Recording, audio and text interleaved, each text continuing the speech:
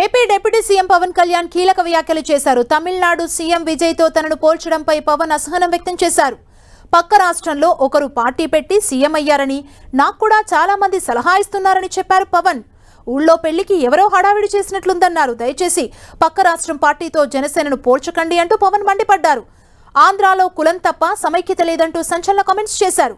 జన సైనికులు జై అమరావతి కాదు జై ఆంధ్ర అనాలని సూచించారు పవన్. ఆంధ్ర అని సరిహద్దున్న వరకు మీరు పరిమితం కాకండి. అమరావతి రైతులు కూడా చెప్పాను, మీరు జై అమరావతి అనకండి, జై ఆంధ్ర అనండి. అంటే మీరు జై అమరావతి అనే కొద్దీ మీ కష్టం 33,000 ఎకరాలకు వెళ్ళిపోతుంది.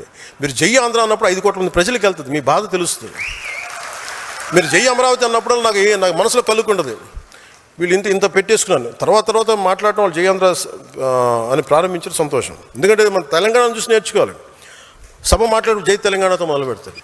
అలాగే తెలంగాణకి తమిళ ప్రైడ్ ఉంది, తెలంగాణకి జై తెలంగాణ అనే ఒక నినాదం ఉంది. అలాంటి గర్వం కాదు, కానీ అలాంటి కనెక్టెడ్నెస్ ఆంధ్ర వాళ్ళకి లేదు.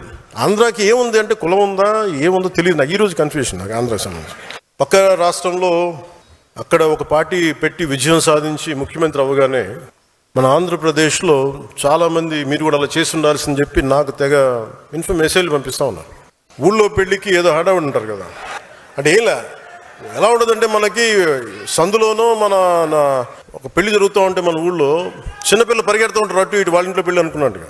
అరే ఆంధ్రప్రదేశ్ పరిస్థితులు వేరు. సరే వీళ్ళు చెప్పినట్టుగానే మనం కూర్చొని 2019 నిలబడ్డాం. ఎక్కడ పెట్టారు? 2 చోట్ల ఓడించారు కదా.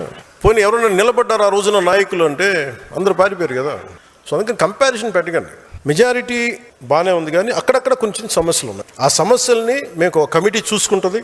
ఆ కమిటీ కూడా నిర్ణయించుకోలేకపోతే ఎట్టి పరిస్థితుల్లో కూడా మీ ఆత్మగౌరవాన్ని తాకట్టు పెట్టే పని అయితే నేను చేయను. ఎందుకంటే నేను మాట ఇచ్చాను, ప్రజల తాలూకు సుస్థిరత నిలబెడతానని.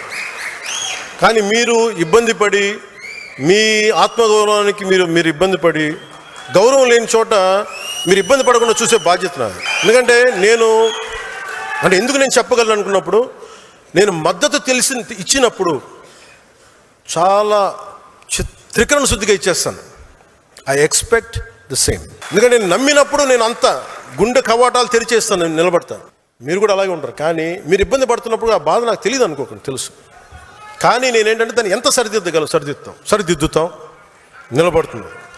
అందుకని ఇవన్నీ నాకు తెలియదు, మమ్మల్ని ఇబ్బంది పెడుతున్నారు, ఇవన్నీ ఉన్నప్పుడు కొన్ని చోట్ల కొంతమంది నాయకులు it will be corrected, it will be addressed. మీకు ఈ మాట ఇస్తున్నాను నేను.